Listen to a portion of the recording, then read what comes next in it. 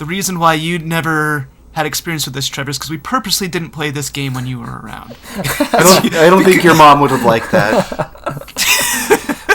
But I would have been learning about the mitochondria, the powerhouse of the cell. That's scientific.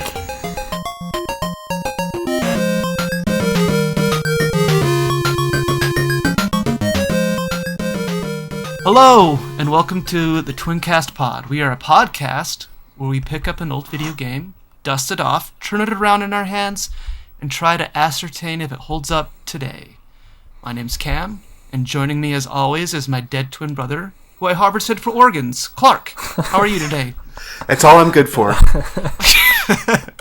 We also have, returning, a grizzled vet who's all about modding up his guns. Let's see those guns, T.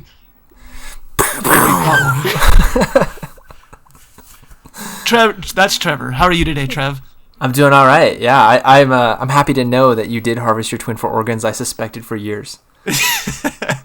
And new, joining us for the first time, we have Cody, who has an awesome dog right there in the back. Let's hope that his mitochondrial DNA doesn't affect his dog and we get a Cerberus, right? Yeah, I hope that my dog stays single-headed, not three-headed.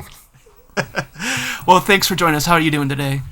I'm doing awesome. Thanks for having me. Super excited to take any opportunity I can to just talk about old games. Well, we've kind of hinted around maybe what we were talking about. It's a PS1 game, survival horror, made by Square. We're actually talking about Parasite Eve today, the 1998 game released by Square. So let's just go ahead and let's jump into this game. I'm gonna throw it to Cody, and he's gonna kind of describe what this game's all about, what the vibe of the game is, the genre, and everything. So tell us what you know about this game, Cody. Yeah, so I mean, if you sort of put yourself back into the time of Final Fantasy VII, Resident Evil 1 and 2, and put them both in your mouth and swish it all together and spit it out, it's kind of like what you have with Parasite Eve, where you've got pre-rendered kind of backgrounds, you've got static camera angles, and it sort of plays like Resident Evil, but with an active time battle system. And no tank controls. No tank controls, that's good. Although, thankfully, maybe we'll get into it, but it does have a bit of like weird analog versus digital controls where they don't actually do both at the same time, which is maybe they were still trying to figure that stuff out. But yeah, it sort of plays like Resident Evil with an active time battle system, light inventory management, kind of a mana system, and all of that sort of presented with a, as it says on the case, I believe, or in all the marketing material, a cinematic sort of storytelling, cinematic way. I like your analogy of just swishing it around and getting something kind of weird, because this was a real experimental time. Like, people were just trying to figure out not only how survival horror works, because that was a pretty new genre at the time, but they were trying to figure out game systems, they were trying to figure out 3D, they were trying to figure out this all out in the limitations of the PlayStation, and like all of these things come together to produce something that is so unique. Like, under really no circumstances are you going to get a game like this today. It's just like you said, they swish it around, they put it in a blender, they threw everything at the wall and see what sticks. It's very interesting that way. Yeah. T, I'm wondering a little bit, what do you think of you not having played this back in the 90s, coming to it new and fresh? How would you kind of describe the game to someone who's new to these kind of games?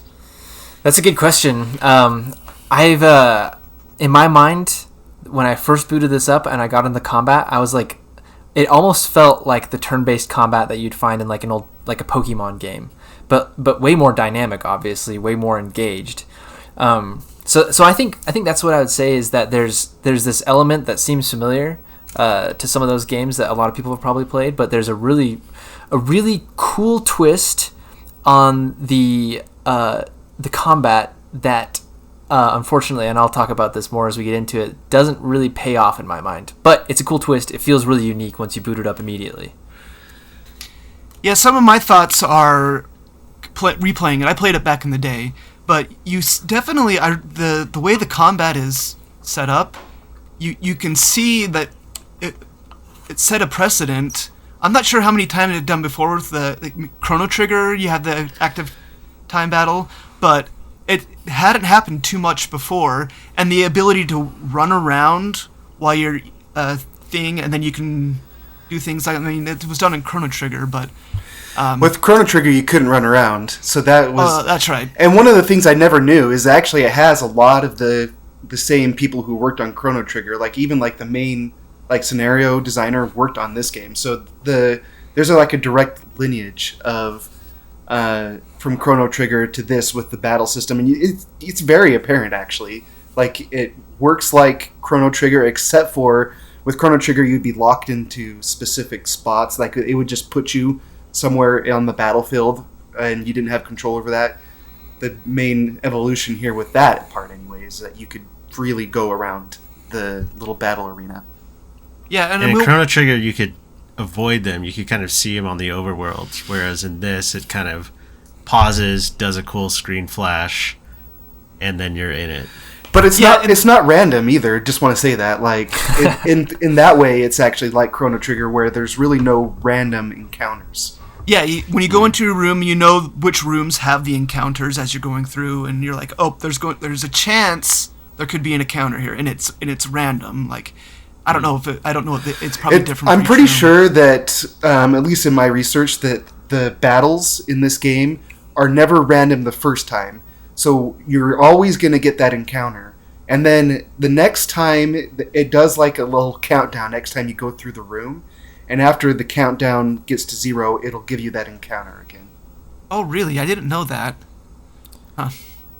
Okay. Another thing that I thought was cool about this is as you're running around, when your active time battle fills up, you press your button and a little bubble comes up over you, and it's like your range of your gun, so you can see like if you need to get closer to your enemy. So all like positioning matters a lot as you're going on this, and I enjoyed that too. And we'll get into more of like the bonuses and the negatives of the battle system and stuff like that. But I thought it was innovative, and you still see the DNA of it in games today. Like a few months ago, I was playing the Final Fantasy VII Remake, and it kind of felt a little bit like this.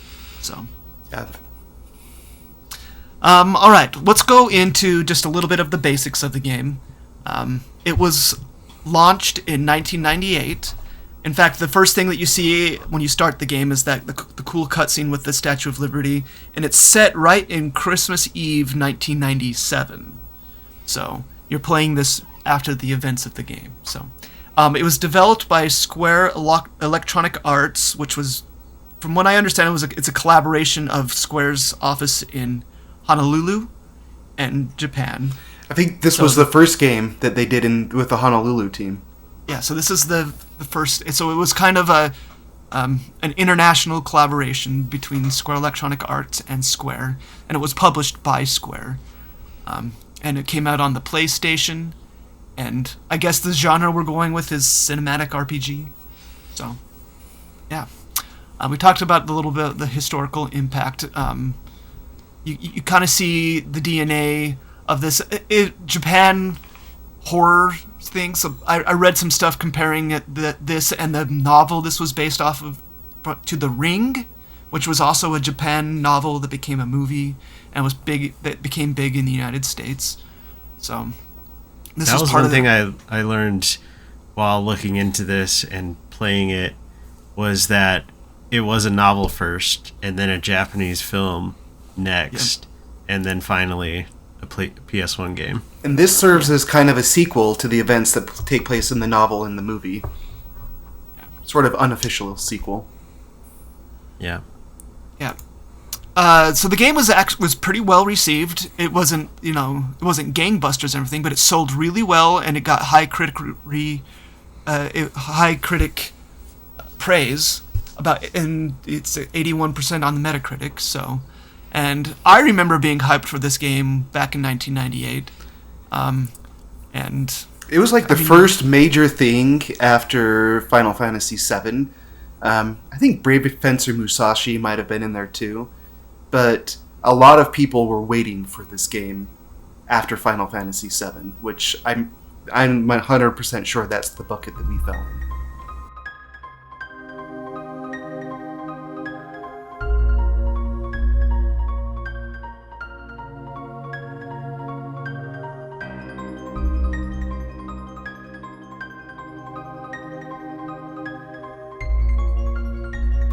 Alright, welcome back. We're gonna dig a little bit deeper now into our own experiences now with this game. I'm gonna throw this first to Clark and ask how he experienced this game first, and with our experiences that are usually shared. So, yeah. So there was a mall that we would go to, Southtown Mall. I remember going through. I think it was Software Etc. at that time. It was several different stores, but at the time it was probably Software Etc. And we would go there, try to go there multiple times a month if we could, just browse all the stuff. And I remember seeing the displays for Parasite Eve and just being excited for it. So if we didn't get it at launch, it was really close to launch. And we also picked up the strategy guide. I remember having the strategy guide for this game. We did the thing, too, where I know that you and I sort of switched back and forth between us. This is one of the cases, though, that I think we both played through and beat this game, although I think you sort of took the lead when you were going through this game, and specifically remember you building an amazing gun, which maybe I'll let you talk about. And, my experience with the game is I was blown away by the game because of, at the time, cinematics in games were unique. It was the reason you got a PlayStation. You had all this extra space on these discs, and you could have these really cool cutscenes. And honestly, I think it does a better job with the cutscenes than even the game before it, which was Final Fantasy VII. The cutscenes are, maybe a little primitive to this point, but at the time, they were very cinematic. You can tell that they took a lot of inspiration from Hollywood, and I remember being really sucked into those at the time and being really drawn in. And I was probably like any other teenage boy, loved all of the sciencey jargon that it has in it, even though it doesn't make a lot of sense. All of the buzzwords that it uses along it. Yes. Fusion. So anyways, I loved it back in the day, and honestly, I don't know if I would have noticed this back then, but I think that the brevity of the story really helps it along too, and I think that kind of separates it a little bit from the other RPGs at the time.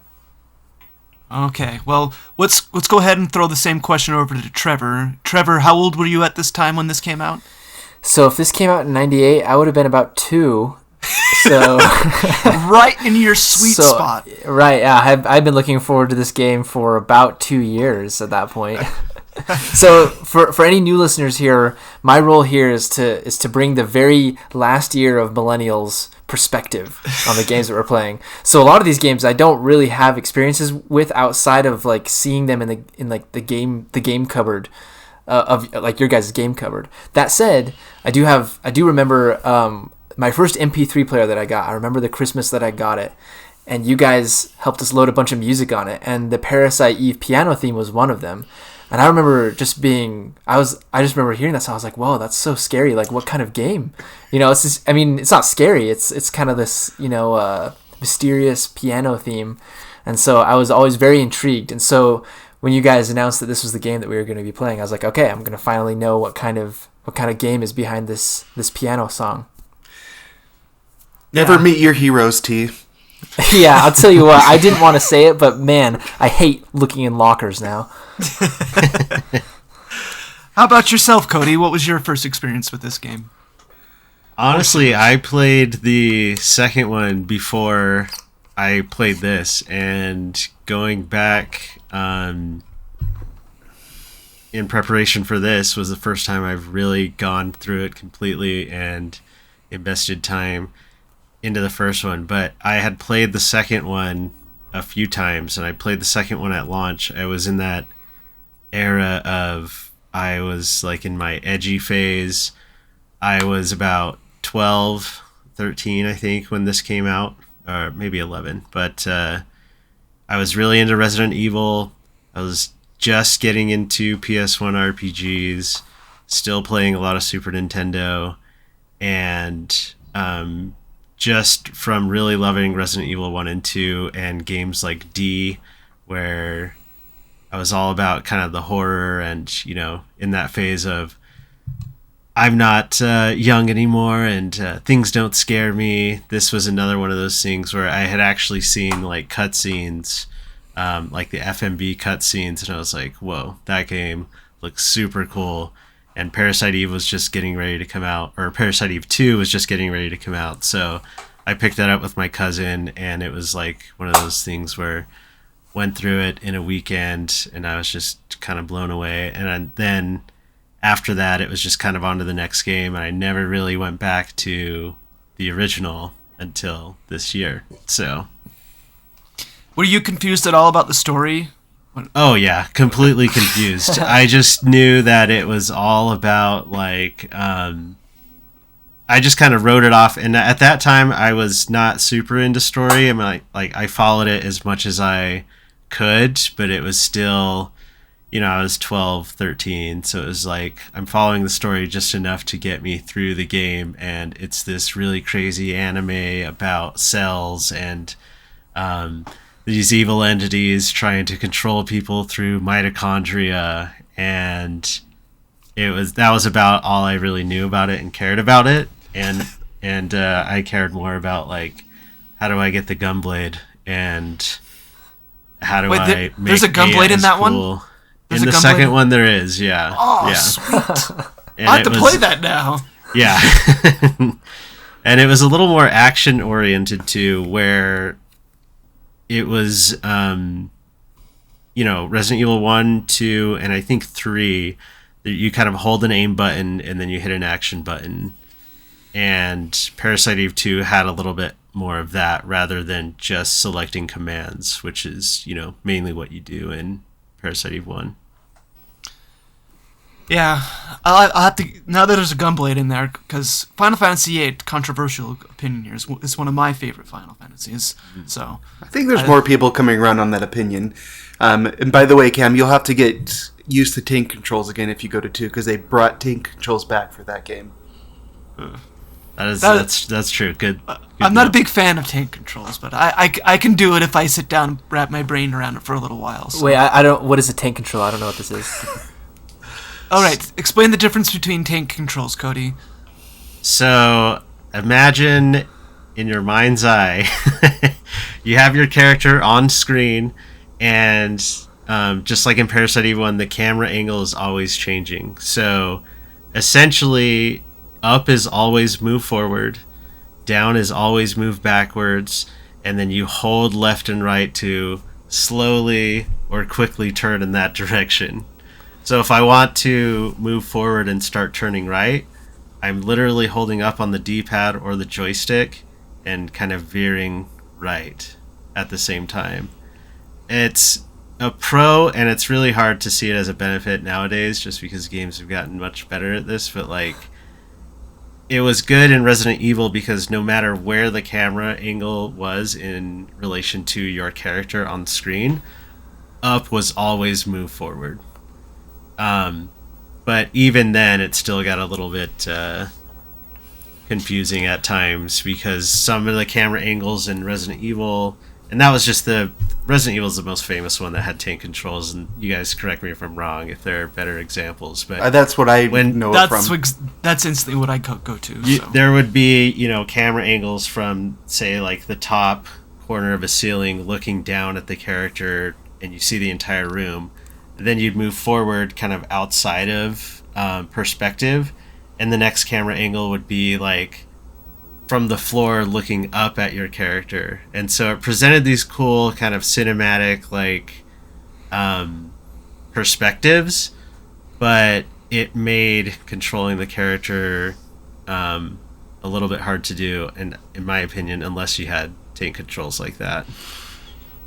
Okay, that makes sense. Yeah, I was just thinking today, just transitioning between some of the rooms and the camera angles, I would like be moving in that direction, and then it would transition, and then because like my thumb was still on that direction, it would like take me back out of the room, and then I would have to sit through another like room transition load screen and then now go back in. So yeah, you're experiencing why tank controls was actually preferred in some of these types of games, is because that makes sense. That problem. Yeah, that makes and sense. What's funny about that, like that exact thing that you just described, I remember, and I don't know why this was my first light bulb moment with that, was God of War on PS2. I always ran into that issue where I would be running, like holding the thumbstick, say up, and moving that direction on screen. Then the camera would change, and in a fast-paced game like that, I would always have to like take a half a second to reorient myself.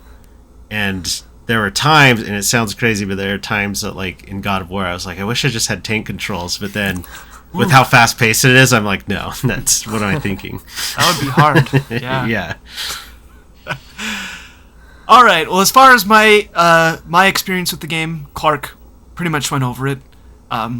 We had just finished Final Fantasy VII not too long, and we were eagerly awaiting for the next Square game, because I think we were disciples by this point.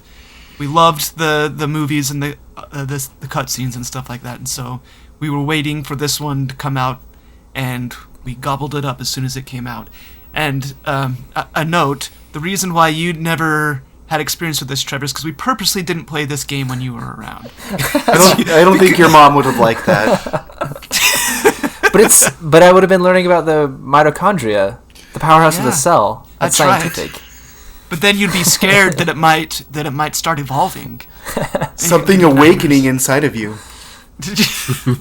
Now these nightmares have just been pushed off now until I'm this age, and now I just have those same nightmares I would have had then.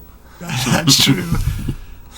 All right, let's move on to a little bit about we've talked a little bit about the gameplay, but let's get a little bit more in-depth discussion about how the gameplay works. And I think it's only fitting that we throw it to Trevor, who didn't get much of a chance to play it back in the day, so he doesn't have like nostalgia for these type of games or anything like that, and how the gameplay it is and how it compares to games today. So yeah, I'll try to give a nice fair introduction. I'm gonna give some of my hot takes here, and then everybody else can kind of come back. So I purposely didn't use a guide playing through this. Maybe I should have. Maybe my experience would have been a little bit better. I just think I don't usually do that with games, so I'm just gonna try this the way that I try other games. That said, I failed at the end, and I'll explain why. So I'm gonna break down this game into 3 areas of gameplay. You have exploration, just running around the levels. You're exploring, you're picking up items, and that's when Cody mentioned earlier, enemies will pop up. You have the combat. We've already talked a little bit about the combat. I really think it's pretty unique. And then finally, I categorize weapon customization and inventory management as a part of gameplay, just because you do spend enough time doing that. I think it's important. And customizing your gun is really rewarding. I found that as I got through the hospital level, I found it paying off a lot more than it had previous levels. So my take is that the combat is interesting in the mechanics, but it's rarely consistently fun. And there's a few things that hold it back for me. One of the biggest ones was frustratingly large enemies in the small spaces, so that sometimes I felt like I was just playing static anyway, so I might as well have just been fixed to the screen and not have the illusion of choice in that instance. I would have felt a little bit better about that. Sometimes you get pinned into a corner, and just touching the enemy damages you sometimes. The weapon customization is cool, especially as the game carries on. But in the beginning, it's kind of esoteric. There's a lot of things that don't make a lot of sense, and so it takes some experimentation unless you have a guide, which I probably should have used earlier for the guns. But my biggest gripe with this game, those would have been just fine. My biggest gripe is the overworld, quote unquote, exploration, because the pace grinds to an absolute halt during those segments of the game. I found myself just running in circles sometimes, just trying to find some interactable object in the environment to take me on to the next level. So I was in the basement of the hospital. I was trying to get out because the elevators crashed, and I was like, I have no idea what's going on here. So I finally found a fuse, and I was like, okay, there's a fuse. So I was running around long enough that I finally caved, and I looked up a guide, and the guide said there's a door here, and you have to go in and find a fuse. I did not know that there was a door there. I couldn't tell that there was a door there. I would never have found this door if it weren't for this guide. So during those moments, the background, it looks cool, but it is so ambiguous as to what things you can interact with that even when you're on a good roll and you're enjoying the combat to some extent, you're enjoying the weapon customization, it just grinds to a halt during those overworld explanations. So that's my take. I think that piece alone, because it takes up so much of the game, holds it back from being anything that I would come back to in the future. So that's my hot take there. There it is. I have a couple of thoughts. The exploration can get frustrating, especially nowadays. Like I chose to play it on a PSP, so a little screen. It's a little LCD screen, and to be honest, it felt kind of dark, and the pre-rendered backgrounds didn't come up as much. I don't remember having that experience when I was playing it earlier. I probably should have played it on my CRT. I have a feeling that it might have been a little bit easier to pixel hunt on a CRT as opposed to a small little teeny tiny screen, because you played it on a little emulation machine, the Mii, which has a little tiny screen, so that probably could have helped. But yeah, I get that gripe though. That's the pixel hunting is something that you don't see very often anymore in games today. So yeah, I think for good reason. Early on for me, that was my big gripe too, is I could not distinguish what was interactable and what was a part of just this pre-rendered set background. And I was playing on a Steam Deck.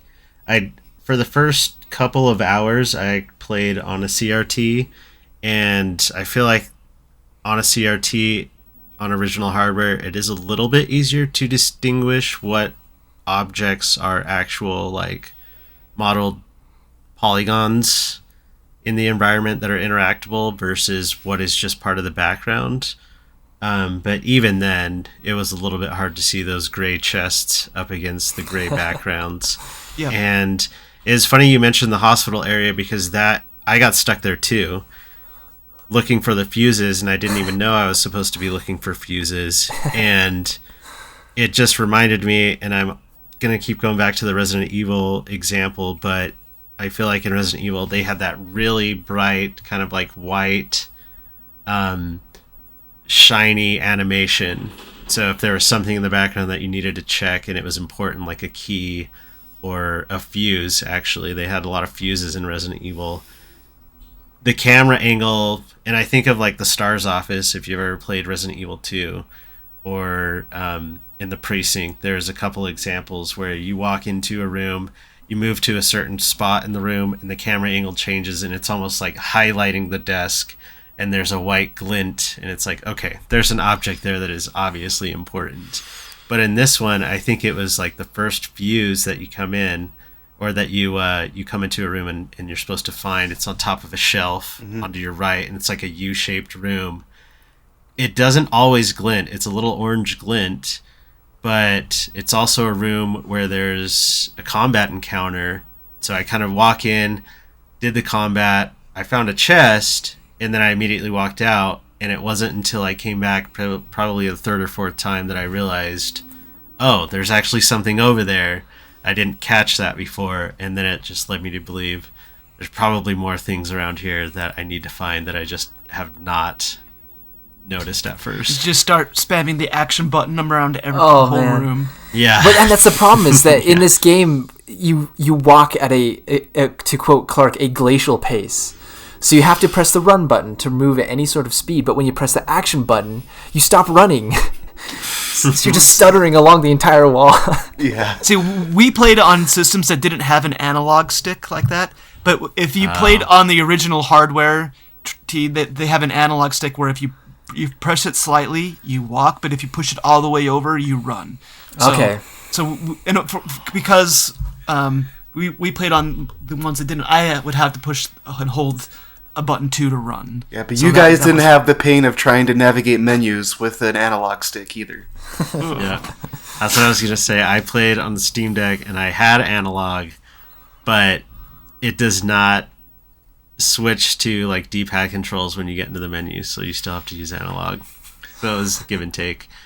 Yeah, so it's pretty universal among this group here. Like, all of us had a lot of pain with pixel hunting through these backgrounds. In fact, I think I was the first one to get through it, and so I took a screenshot of the game, of the credits at the end, and the guy who did the environmental programming, his name was Thomas. So you guys can thank Thomas for all of the pixel hunting that you did. One of our fans, please go dox him or something. It's not Thomas's fault. He's just following orders. Thomas the tank control. Thomas the tank control. Oh man. What did you guys have problems with doors and elevators in this game? Oh my! I feel like in modern games, to trigger a door animation or transition, you walk into the center of the door. But I feel like in this one, you had to hit the doorknob or one side of the door or the elevator button that's over here on the wall rather than the elevator in front of you. It's so Well, crazy. it wasn't always consistent either. Some doors you just walked into and it would open, and then some doors you had to interact with and it would. So you could never rest on your laurels to be like, oh, the door will just open as I walk by. Yeah, That's not how it getting works. into the police cruiser was like the hardest boss. Yes, Like, yes. It's Soho. Like, you have to get in. Like, your Daniel's like, no, you can't get in the back. You got to get in the front. Then you try to get in the front, and there's no way that you get in the front. And so you have to like leave the scene and come back, and then you can get into the. Yeah. I was stuck there too. You don't have liberation to help you get in the cruiser.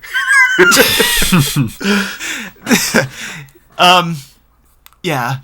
She can essentially turn into like some, ultimate being, but can't navigate open a car door.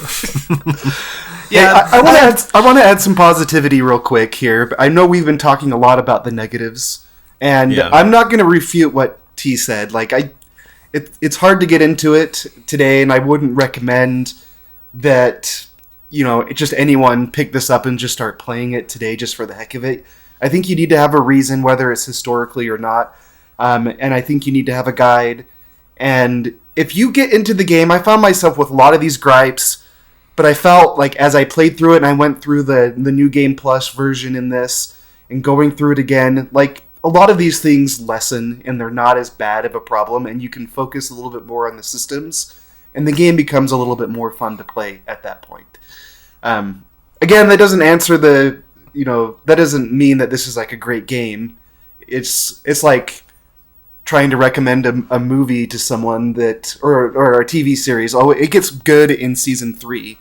Like, yeah, I mean, this gets good in season 3, and which is fine for me or fine for Cam or maybe even Cody, who has some nostalgia for this.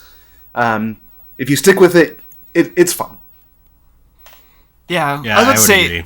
I really enjoyed upgrading and modifying my gun later in the game when I was picking up lots of guns and seeing cool things that I could pull off with my tools, and I would just see, oh look, there's a gun in this lobby. Someone left their gun here. I'm gonna pick it up and take this tool and modify it, pull off the stats on it, put it on my new gun, and then you could. And it is pretty rewarding to see your gun actually getting stronger and doing what you want.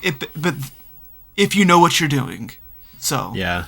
I do recommend if you pull up this game, bring up a guide to help you with the pixel hunting aspects of it, It helps a lot. It'll help you get through it a lot.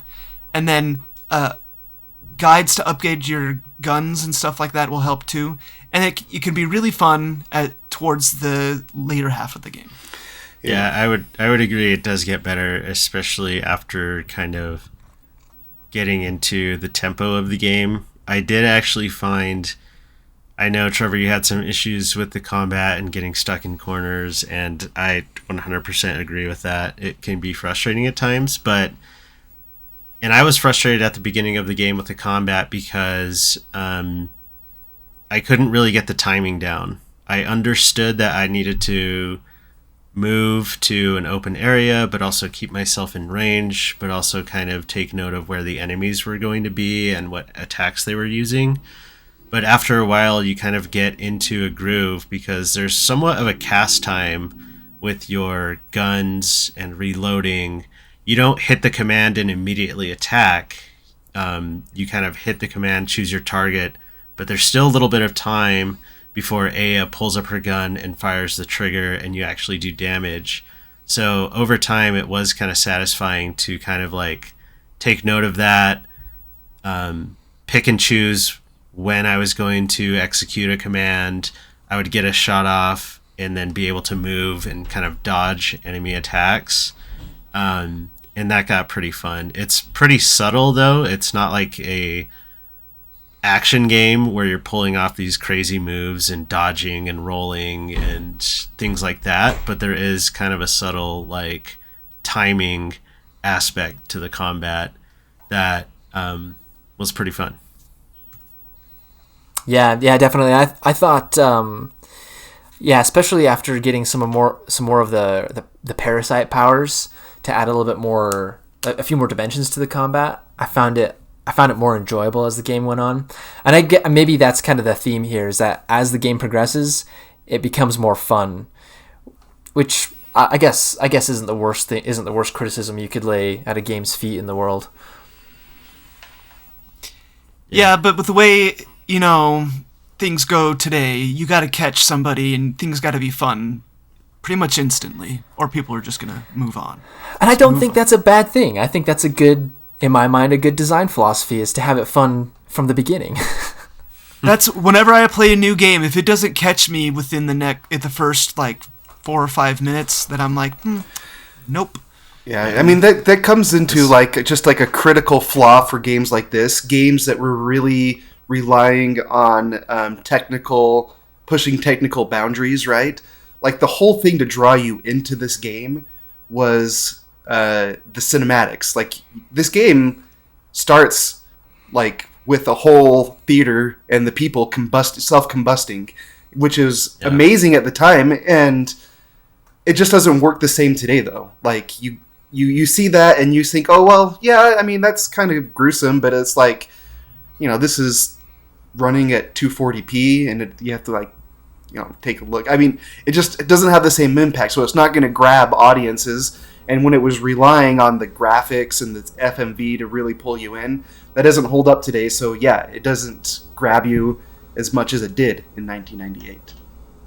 Yeah, it's. I'm glad you mentioned that because technical shortcomings aside, just kind of the introduction and how the game starts with the story and the events that take place right at the beginning of the game. And then right after that, you get a lot of kind of cutscene and dialogue, but that's sort of what kept me playing actually, because running around the theater, the hallways in the back, it was kind of fun. You're kind of still learning how to use the ATB and how to move around and how like bullets and inventory management work. But honestly, I kind of wanted to just see what the hell was going on and why all these people turned into flames and who this Eve person was. So as kind of 90s anime as the story was at the beginning, that's kind of what kept me going, because I wanted to know what the heck was going on. I think this is probably a good time, since we've already been touching a little bit on this, transition to the actual story portion, so we can get into what's going on here in New York in 1997? People are spontaneously combusting. Crowds are melting together and forming blobs. What's going on? Flaming horses or pulling carriages. Just a normal evening in New York. Yeah, it's Christmas in 1997. So luckily we have Clark here to explain this convoluted story to us. What's going on here? So the number one thing to remember is that like this is coming from a studio that was still primarily Japanese, and so when they conjure up a horror story, they think of the streets in the 90s of the United States where there's guns and chests in hospitals. So this is about as scary as it gets to someone from Japan. Yeah. But I mean, regardless, the story, like I actually came into this like trying to remember the story when I started playing. I was like, oh, this is going to be all buzzwordy. It's not going to make a lot of sense. And it kind of is that, but there is a lot of intrigue in here for the kind of basic story that it is. And you start off as Aya Brea in going on a blind date to the opera. And we've already kind of covered some of this. Her blind date is not really too jazzed to be there, and you can tell that she's not too jazzed to be there. So, are you sure she's not the blind date? Because of her eye? Yeah. Nice. Oh, wait, hold on. Hopefully that picks it up. But, yeah, things quickly go awry, as we already talked about. Like, the lead singer or the lead actress gets up and starts doing her like operatic solo, which by the way sounded good in the 90s, and those sampled sounds do not hold up today. But you can actually pull up like from Square versions of that opera that actually have words and are sung by opera singer. It sounds pretty good. But she does her sing it, like it zooms in on her eyes and then Aya's eyes, and that's when everything starts to go down, right? The audience starts to light up. Everyone's combusting except for Aya. And this is where, it's pretty cool for the 90s, like, to have Aya Brea be this badass that goes and, without fear, waves the gun around at the bad guy there and chases this bad guy by herself into behind the scenes and through the I guess opera hall, whatever it is. She ain't afraid. Yeah, she's not afraid. So starts off really cool, and you have a really strong-willed protagonist that's female. I think that was pretty progressive for the time, and I think that holds up today. And then the story is pretty basic from there. It actually really, what I appreciate about the story of this is it's pretty linear, and compared to other role-playing games at the time, where you would kind of branch off and you have side quests and you would get little pieces of this. Like, no, this has 6 chapters. You go from point A to point B to point C. It's very linear. You get the whole condensed story. Things kind of get ridiculous at the end, starting in chapter 6, where it goes full anime. I actually kind of appreciated that. I kind of appreciated they sort of took the guardrails off there and just let things go crazy at that point. I kind of look at it in two lenses. You've got the macro story, which, like Clark said, is pretty cool. There's a lot to draw you in. It's kind of this cool story arc. There's some really fun science fiction elements. But when you zoom in on some of those micro elements, in my opinion, it maybe it's that pacing again. It just gets bogged down, and you're just like, oh man, this dialogue is just not doing it for me. Can we get back to the big picture story here? Yeah, there are definitely points where it changes from kind of a more general story arc and moving the story along to like, okay, this character is going to go in detail about mitochondria, and you're going to have some guy, and his name's Daniel, I think, is going to act as the the oaf who doesn't understand science. So we're gonna have this character explain all that to him, but he's really explaining the story to the audience, right? Mm-hmm. And there are several of those moments that kind of reminded me of some of the sections in like 999 or The Virtue's Last Reward, where you have this overarching like story. All these people have been kidnapped by this mysterious character, but underneath that it pauses and it starts talking about, like, in that game it's more philosophy, in this game it's more like physics and science and biology, and then it's almost like justifying what's happening in the overarching story. And then it's like, okay, now that I've explained all that science to you, you need to get in your car, get your guns, and go get that bad guy. Yeah, there's a really cool science fiction story here. It's just presented in, you know, they were still sort of figuring those things out, you know, how to present stories like that on the PS1 through gameplay, in-game cutscenes, and some FMV. Yeah, can you imagine, Cody, if this was delivered as well as a game that came out later this year, like in Metal Gear Solid? Oh, yeah. Like if it had the acting and the in-game cutscenes of Metal Gear Solid, that would have been awesome. Yeah, if Naughty Dog had told this sci-fi story, that would be awesome. I'd play that. I'd play that.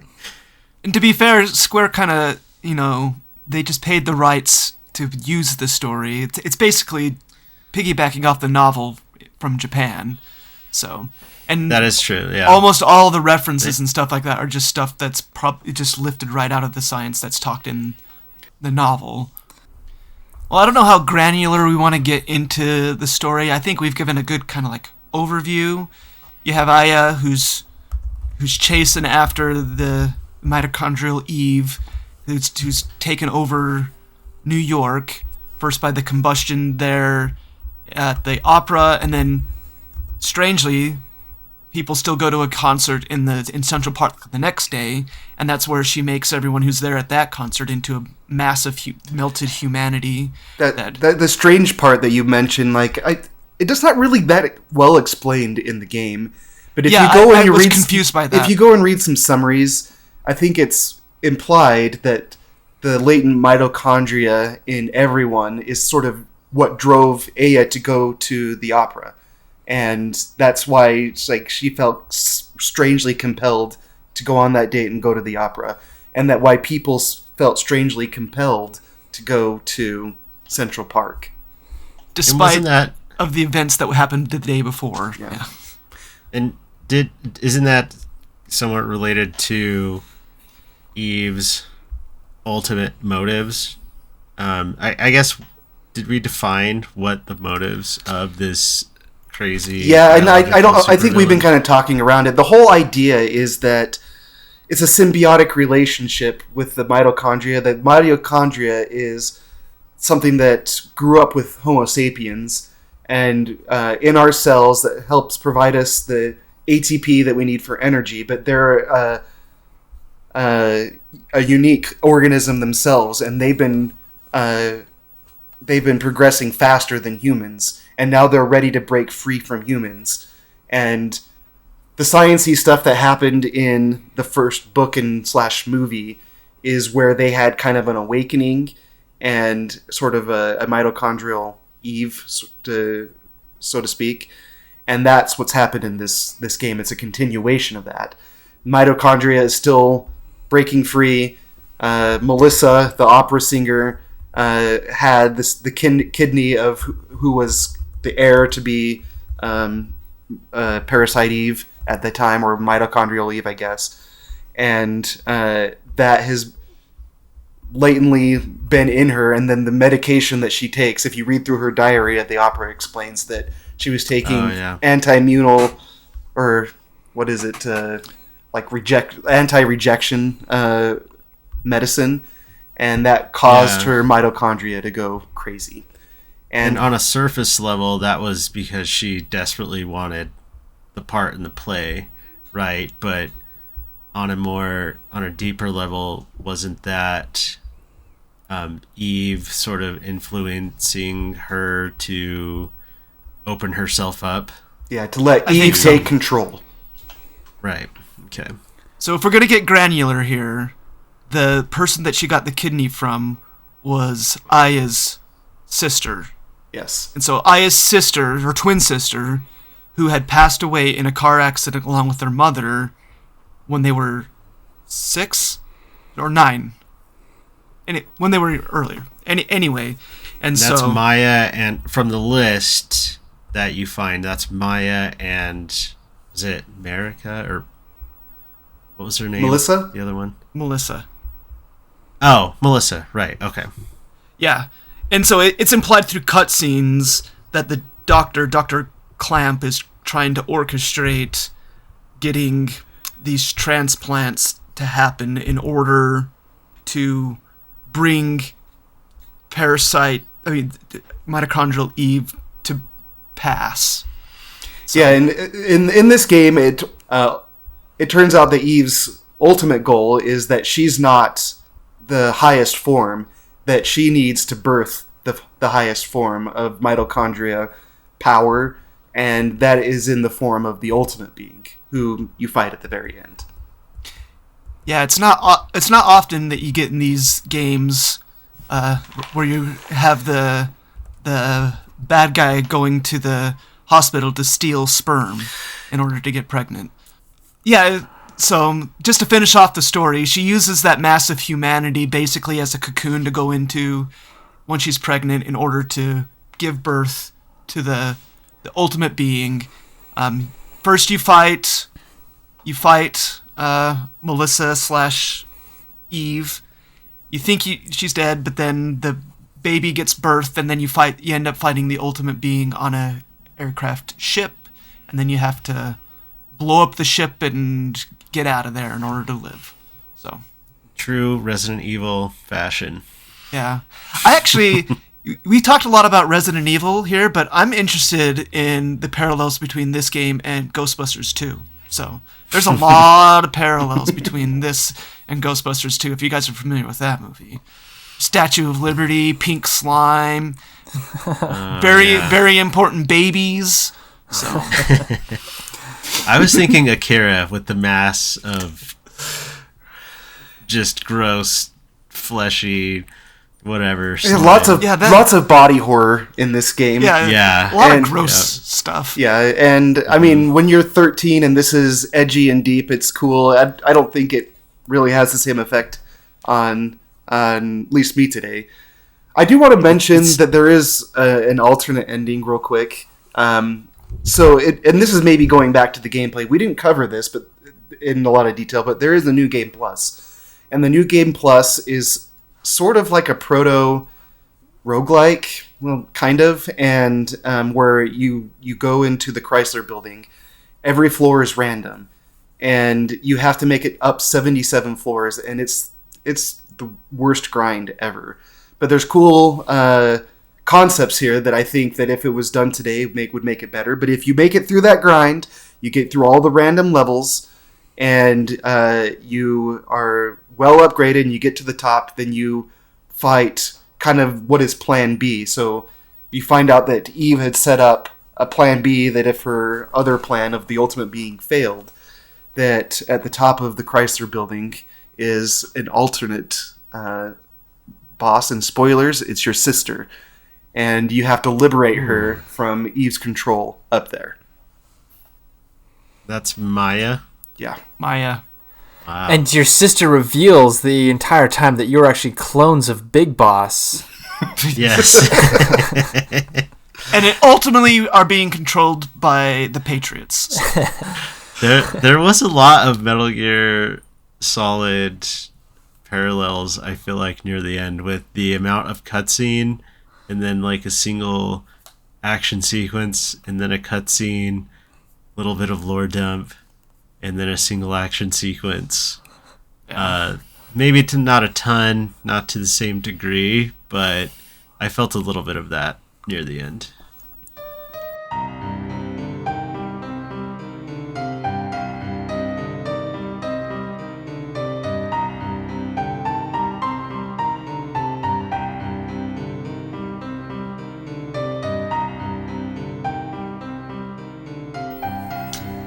All right, well, I think we've wrapped it up for our story discussion here. We've already talked quite a bit about this already. We've talked about the graphics of the PS2 and stuff like that, and how this game uses pre-rendered backgrounds, and then the models of the characters are actually rendered.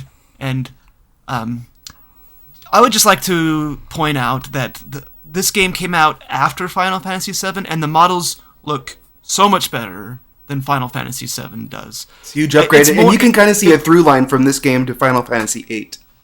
Yeah, you even with some of when the cutscenes in Final Fantasy VII would happen, and they would try to integrate it with like the chunky models, it looked weird. When it happens in this game, it's much better, although you can still tell it's happening.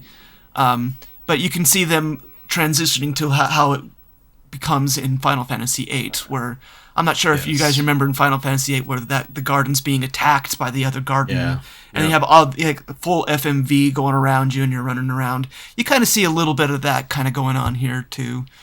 And I think that was the part of Final Fantasy VIII that was in a demo disc that was released. Do you guys remember playing that? Mm-hmm. And you mentioned Brave Fencer Musashi earlier. I think that's what was included with that game, if I'm not mistaken. And that was one of the big things I remember, was how seamless at the time that was, how seamless the transition between those pre-rendered cutscenes and then the actual environment during gameplay was. I think you hit it on the head, Clark. As a through line, it was Parasite Eve did it better than Final Fantasy VII, but in Final Fantasy VIII they really kind of hit their stride in that remark. Yeah. So as far as graphics go, I don't really have much else to add, except that it probably does look best on a CRT. Looks better than playing it on our modern displays, but you guys have anything else to add as far as...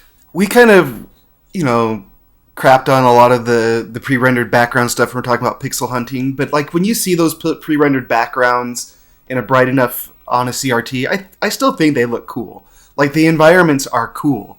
And especially, I really enjoyed the final fight with Eve by the Statue of Liberty. Like, you could tell that some of those arenas were crafted with care, and it's just really cool to see some of those pre-rendered backgrounds. So I do really appreciate some of the pre-rendered backgrounds, the way they looked, even though there's a lot of negatives that come with it too.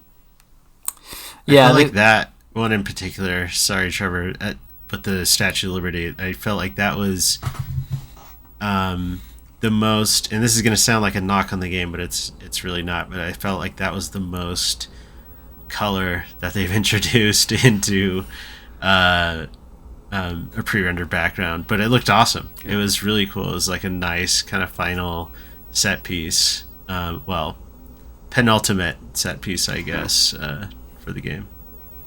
Yeah, they put a lot of love into those backgrounds. They were just loving the wrong one, All right. Can I mention one other quick thing? And maybe this is just me. I felt like at the time when this game came out, you had to deal with a lot of load times. And if you're playing on a PS1, you had to deal with a lot of actually listening to the disc spinning in the PlayStation 1. I never really felt like I was waiting for the game to load here. So maybe they did a good job hiding it behind certain things, or maybe the transitions were, between rooms were just short enough I didn't notice. But like, to go back to Resident Evil, you would sit and watch the door open animation all the time, right? And God forbid you walk through a door and actually meant to go the other direction, so you have to sit and watch the door open a couple times.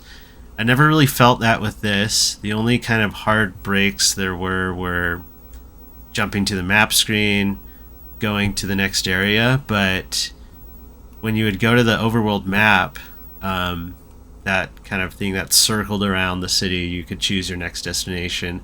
I felt like as soon as you chose the next story destination, you are already in a bit of dialogue, maybe in the police car with Daniel and Aya and the other scientist or something, there was never like a loading screen. I felt like. Yeah, I appreciate. You guys agree? Yeah, I appreciate that too. I don't think I noticed that until you brought it up, but I was never bothered by the loading times in this, which is surprising because that's usually one of the things keeping me from turning on my PlayStation is load times. Yeah, yeah. Even Symphony of the Night, you run into now loading pretty often. You don't really think about it until you're sitting down and playing it. But this one, I didn't see that. All right, well, since I've been playing this the past month or so, and I'm wondering what your experiences with this too. Did you have any interactions with those that you came with that saw you playing this game and were interested, had comments about this game, any interaction with your family or friends? Clark, do you have any? I didn't play this in front of my kids, so you sheltered them. Yeah. Trev, anything? Did your wife notice you playing it at all or anything? I was gonna have somebody try it out just to see, but I was never sure at what point would be a good spot to bring them in, because even the beginning of the game, I guess that would be intriguing. I should have given somebody at the beginning of the game just to see what they thought. I didn't do it. No. How about you, Cody? Did you get any comments from any of your sphere of influence? Not really. I mean, my girls watch me play it here and there, but they're kind of just like, that's an old game, so I don't care. I do remember, maybe this isn't the spot to talk about it, but I remember some of the scenes were like back in the day with Parasite Eve 2, my dad knew about some of the scenes in this game, and my dad was not a gamer at all. And I kind of felt that there was a little bit of that with these games where some of those, like the rat in this one, with the transformation, the dog transformation in this one. In 2, there was a scene with a lady in a cafe who turns into one of the animals. But I feel like some of those scenes maybe kind of broke out of like the gamer bubble just a little bit. They didn't really hit mainstream, but I felt like there was a little bit of like, oh, okay, PS1 has some really crazy horror stuff, and I hear that Parasite Eve game is gross, and it's a scary game. But this time around, no, I was kind of in my own bubble. Yeah. Parasite Eve. I kind of kept it in my own bubble too, because I have younger kids around too, Yep. and I didn't really want them. They saw. I did show them kind of the opening movie where some of the grosser cinematics and stuff, and they were like, "Oh, gross." And but the only other interaction is sometimes I'd be playing and I'd get like people say, "Oh, that music's good," and there's this one particular point where I was actually towards the last end, and the baby breaks out of the goo or whatever and starts crying like a baby, wah, wah. And my 7-year-old goes, "Oh, there's a baby in that game." I said, "Oh yes, it's so cute too." So that baby, like when I see it, it kept reminding me, this is a deep cut, maybe Cody knows about this, but it looks like the baby dinosaur from that TV show Dinosaurs. Yes, not the baby. Yes. Not the baby. Yeah. Oh, the baby, yeah. gotta love me. Oh my gosh.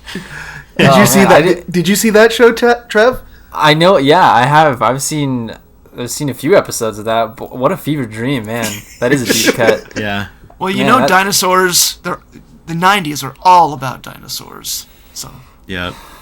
Talk about That's nightmare true. fuel. That stuff was way scarier than this game. Yeah. Yeah. Clark, did you want to go over some of the Reddit comments? Yeah, I made a Reddit post just asking people what they thought of Parasite Eve, and I'll read a couple of them. Power Played Play says, "I have yet to beat it, but I first played it a couple years ago when a friend brought over his copy, and I was enjoying it. The main thing that stuck with me was the atmosphere. Whatever clunky gameplay was present was not enough to prevent me from getting into the plot and world. I've been meaning to go back and replay it, and I bought my own copy not long ago." So he seems to be one that, at least coming from someone who enjoys retro games, like he's digging it, and he's powering through some of the negatives on it. Oshi San says he's currently in EX mode in the Chrysler building. I grew up during the SNES through the PS1 era and personally love these graphics. The music adds an excellent touch to the atmosphere of the different areas as well. I think the battle system has a lot of potential, especially with the customization of weapons and armor, but the enemy encounters never felt too difficult for me. I really just used my primary gun and never ended up using Parasite energy except for to heal. The biggest missed opportunity, in my opinion, not tweaking the battle system, but I also can't think of what would need to be done to them in order to make them more fulfilling to me. The story is creative, intriguing, and fun to follow along with, and the more absurd it gets, the better, in my opinion. Yeah. I just wanted to jump in. Sorry, the first commenter said he bought a copy recently. Just for a little bit of context, price charting says loose for Parasite Eve 1 is about $30, complete about $75. Oh, wow. So he may have spent a pretty penny. And what's interesting too is the greatest hits version of Parasite Eve, loose, is going for almost $70. Oh, it's which more is rare more than it's, the black label. And then it probably didn't Yeah. print too many of them, I'm guessing. That's Yeah, strange so to that me was because surprising. usually the greatest hits are much cheaper. So Yeah, so when the commenter said he bought one recently, that's what I was looking up. I was a little bit curious how much they're going for these days, and God forbid you want a complete in box version of the sequel, because that's about 115 or 120 right wow. now. Sorry, don't mean to interrupt. Good info. Do you want to go through one more Reddit comment there, Clark? Yeah. Did you get anything negative there? Let's do S. Baltimore.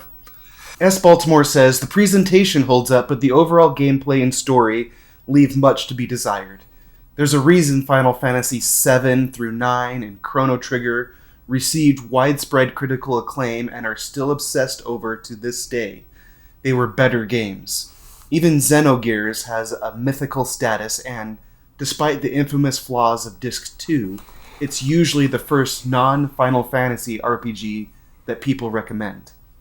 Parasite Eve, on the other hand, is the game that gets recommended after you've played all the other ones. It's unique in its setting and story, but it's often mocked as the game about mitochondria, and rightfully so. Every fourth word of dialogue is mitochondria. The story makes little sense and is presented in the most boring way possible.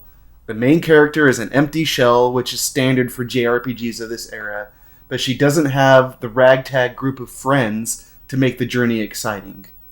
There are a few nice CGI cutscenes, but ultimately the game is a slog compared to its contemporaries. Parasite Eve is definitely a good game, but it doesn't stand the test of time like Final Fantasy, Chrono Trigger, or Xenogears.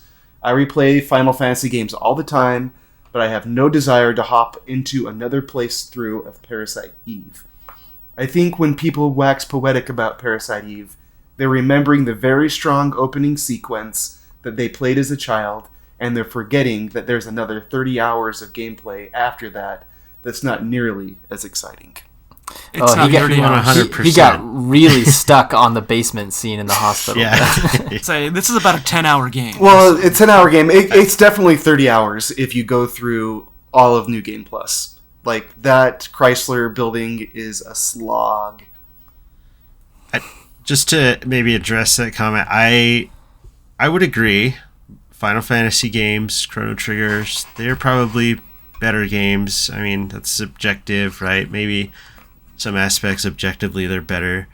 But he kind of hit on one thing, is that the Final Fantasy games and Chrono Trigger, they had a larger cast and kind of a larger, grander story that was working in its favor. Whereas Parasite Eve mainly have protagonist and an antagonist, and it's a much more concentrated story. I mean, it all pretty much takes place, if I'm not mistaken, on the island of Manhattan. You don't really go anywhere else. Yep.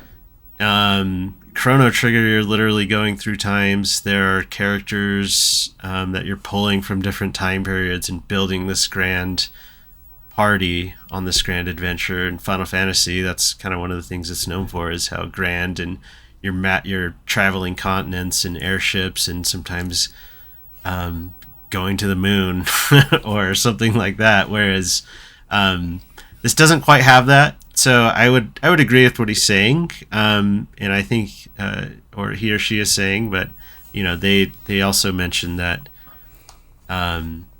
I think maybe that commenter recognizes that too. That this is much more concentrated. Maybe that is why it's not held as in high regard. So I have a question for you, Trev. How many RPGs have you really played through in your life? You ever play any of the grand scope 40, 60 hour RPGs before? None of like the Final Fantasy games, no. So this is pretty new to me. So, but you have done a lot of the more modern RPGs like Skyrim and stuff. Yeah. So I don't know. Maybe it's just me, but I love those 40 to 50, 60 hour game RPGs, and I'll go back to the ones I've played before and play through them again. But when it comes to like a new RPG and I hear that it's like, 60 hours to do this game, I don't know, maybe it's just because I'm old. I think, it's going to be hard to set up that much time to play this game.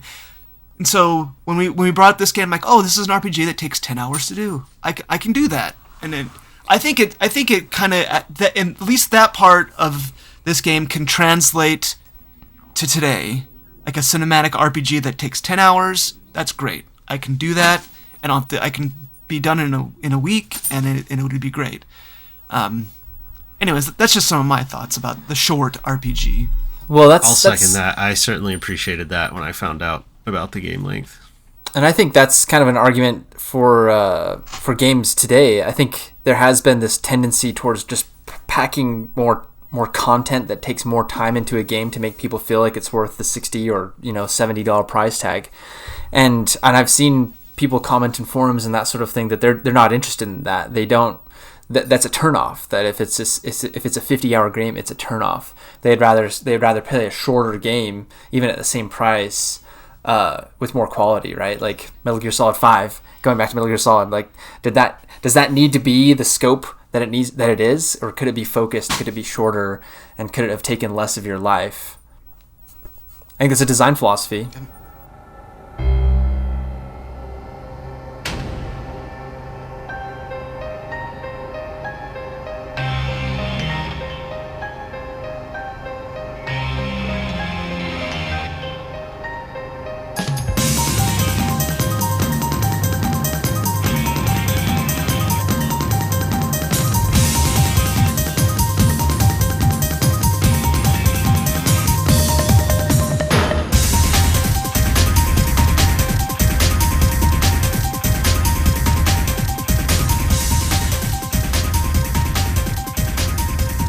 Alright, well, let's move on to the last section about this game that we're going to talk on before we rank.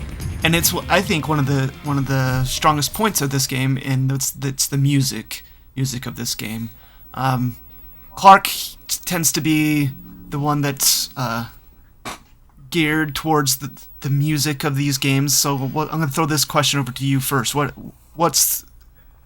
How do you feel about the music in this game? I think the music holds up pretty well. So you have some really memorable tracks.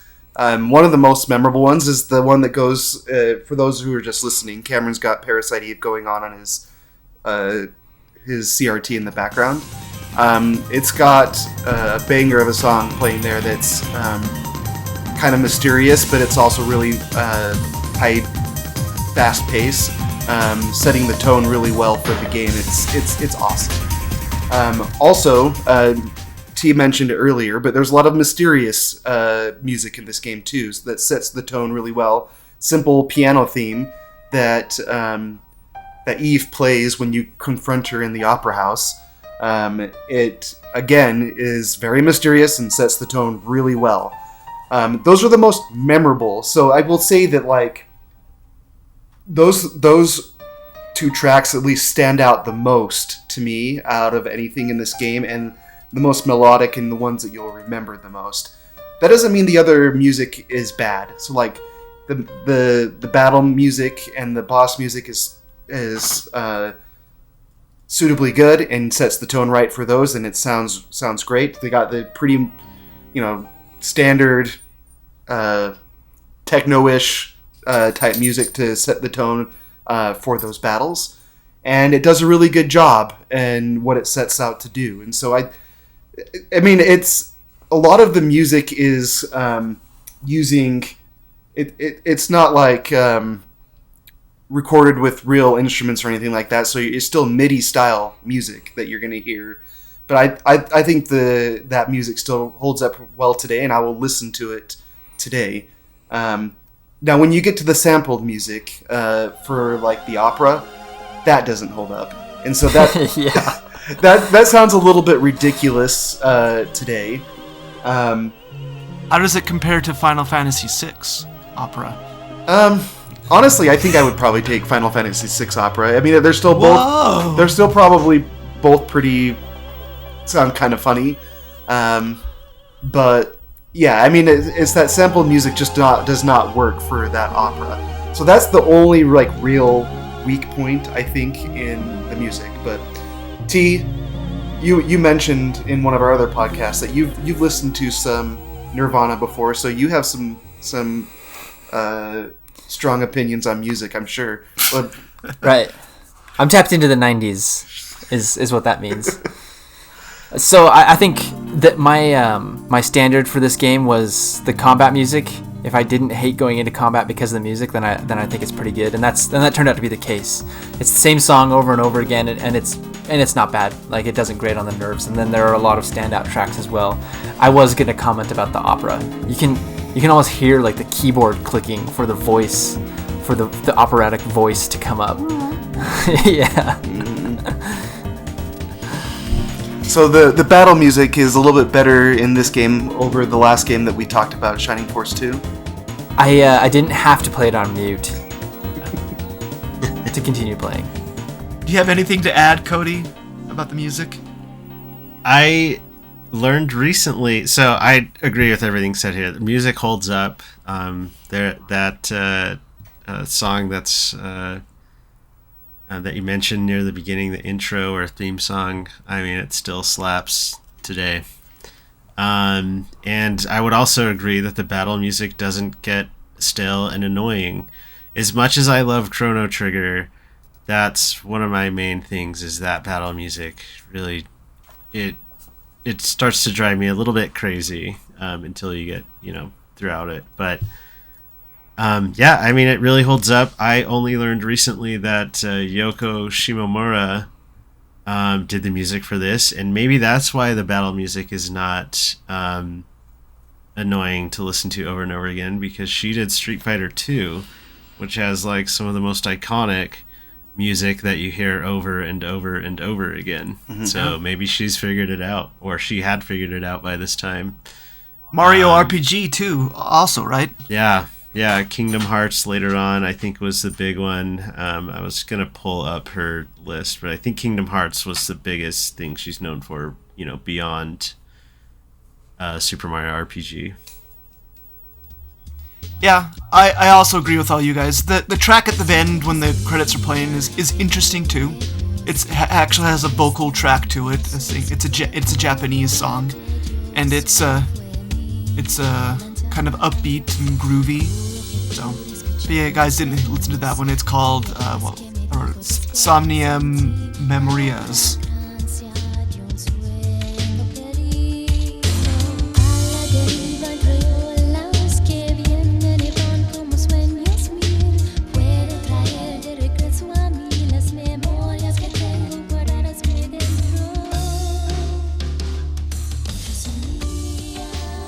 Alright, we're going to wrap this up, and we're going to give the definitive grade to Parasite Eve, and the grade we give it here, no one else can refute it. It's scientific, and I don't care what anyone else says. This is the final word on Parasite Eve, and how it's the ultimate being of the grade. That's right. All right. So our tier, the way we have it is we have it graded 1 through 6.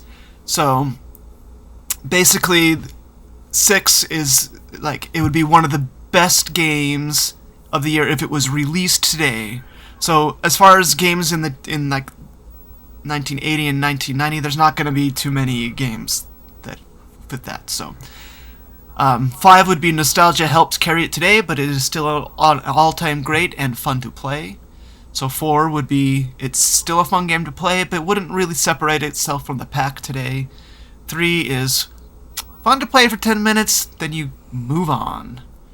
2 is like nostalgia alone cannot get you enough to turn the game on. And if we give it a 1, we can say it's not good today, it's not good then, it never was good. So our grades are going to fall somewhere in between 1 through 6. So I'm going to throw it over to, let's go Cody. Cody, give us your grade and a quick explanation on why you gave it that grade.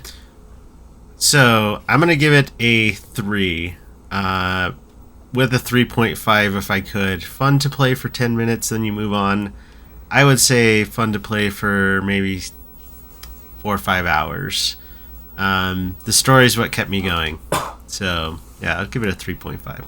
Yeah, we do allow fractional grades, too. So okay, great. I'll add that up, so. All right, Clark, what's your grade here? So my opinion on this game has evolved. In some of the earlier conversations we had about this game, I think I probably would have landed more like a 2.5. I was not enjoying it at first, and I was trying to remember why I liked this game as I was playing it. But as I kept playing it, it grew on me, and the system's got its hooks in me, and it made me want something better than what it is. But I could see the shell of a good game. I'm going to give it a 3.5 like Cody. And it's a game that I can see picking up and playing for a little while and then putting away still. And I think that applies to a lot of people who are interested in retro games. Maybe not brand new people to this genre or to retro games, though. All right. And that leads us to Trevor. What are your thoughts and grade on this game? I went solid poo-poo on this. I gave it a 2. It was a slog for me to turn it on. It was kind of a chore. I had to force myself to turn it on for professional integrity for this podcast and this podcast alone. And I have a hard time giving it a higher grade because I see no reason to go back to it. I don't personally see any influence in the games that at least I've had in my orbit. So I'm a pretty poo-poo 2 over here. Okay. Well, my grade is going to kind of file into the same category as us older millennials, the elder millennials. I gave it a 3.25. Basically the same reasons that Clark and Cody gave. It's hard to get into, but once it gets going, I found myself getting excited about getting new guns and upgrading my gun and seeing how powerful it was getting. So I think there's really good upsides to this game. It's just you have to jump that hurdle first. And so if I was recommending this to anybody today, I would recommend it to them with the caveat is that you have to probably invest at least 4 hours into it before it starts getting going. So and I quickly did the math here. Our overall grade is 3.0625. So right around a 3. 3 is the official TwinCast rating for Parasite Eve. 3. So, as far as we go, we can maybe just kind of wrap it up. There's a few sequels to this game. Cody already talked about Parasite Eve 2, so we don't really need to cover that too much. There was also a third game called The Third Birthday, and it was on PSP. I played it a little bit. I booted it up and played for 10-15 minutes the other day, and it's a straight action game. it didn't seem like it was terrible or anything. Yeah, I've never played it, but I know that people in the community don't like that one for several reasons. I guess the story just doesn't do justice to Aya and her journey, and so people were really upset about it. Yeah. As far as I know that you actually play as Maya in the third birthday, and Aya is dead. So, talk a little bit about how you could play this game today. I think we all played it slightly differently. So, Clark played it on Vita? Yep, played on my PlayStation Vita. The funny thing is, I think we all played it on a handheld, just a different handheld. Clark played it on Vita. I played it on PSP. Trevor, you played it on just a little Mii Mini, a little portable emulation device. And Cody, you played it on your Steam Deck. So yes, I did. Anybody else play the original version on a CRT? I've got it going right here. I could have, but the portability it's good. It like gets me playing when I'm like out and about and doing things. My wife's running an errand and I'm sitting in the car. I can pull it out. Yeah, and that's why I did a little bit for grabbing footage for this podcast that I'll splice into this podcast. So I played it on my CRT/capture card setup so that I could grab that footage. Okay, yeah, that's same for me. I played a little bit just to see how it runs and plays, but man, the portability is it's great. Yeah.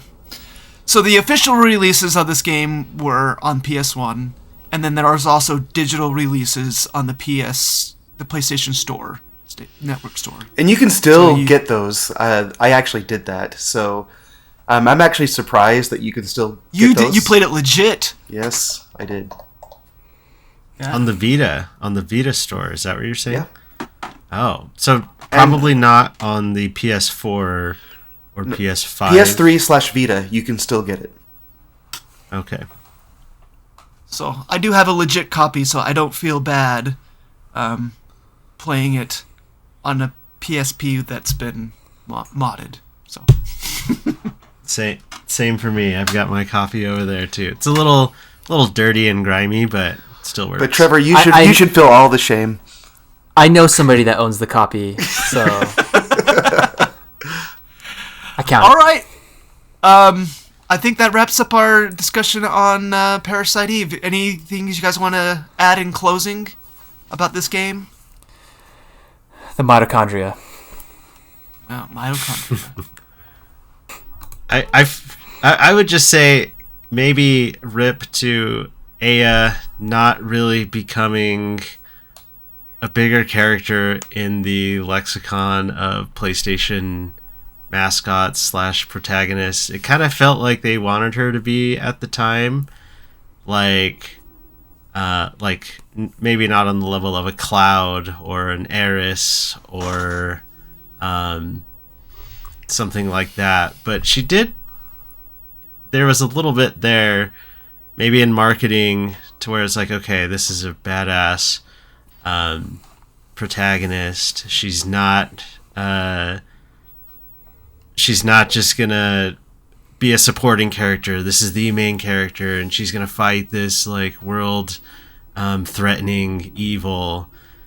But she never really became a character that was memorable, and kind of a shame. But I don't know. So I'll say rip to Aya not becoming more of a PlayStation mascot, I guess. I want to ask you this, Cody, and I know that we're trying to wrap up here, so we don't want to go into this too much, but could you see Square ever revisiting Parasite Eve? Like, is in any world, can you see them going back to this well? There has been sort of like a new revival of survival horror games with Capcom remaking all of their Resident Evil. I think those have been very successful. Is there any world where we see some sort of revival of this? Man, I don't want to say anything's out of the question because we live in a world where there are remakes and remasters, and sometimes they happen, sometimes they don't. If it was 0, absolutely not going to happen, and 10 absolutely will happen, I'd say maybe a 1 or a 2, honestly. That's why I asked, because I don't feel like there's enough. I don't feel like there's really a world where we see this series get picked back up and carried forward. Yeah, this one actually has some additional hurdles to clear in that it takes, you have to get the rights to the name Parasite Eve. Yeah, well, actually, that's why the third game is there's Parasite Eve's not in the title. It's just called The Third Birthday. Oh, interesting. So if they remade or remastered this game, they'd have to pay a bunch of rights fees in order to do that. So, all right, well, that's our discussion on Parasite Eve. Thanks for everyone for listening. You can check us out on YouTube, and we'd really appreciate you guys spending your time with us. Thanks, guys.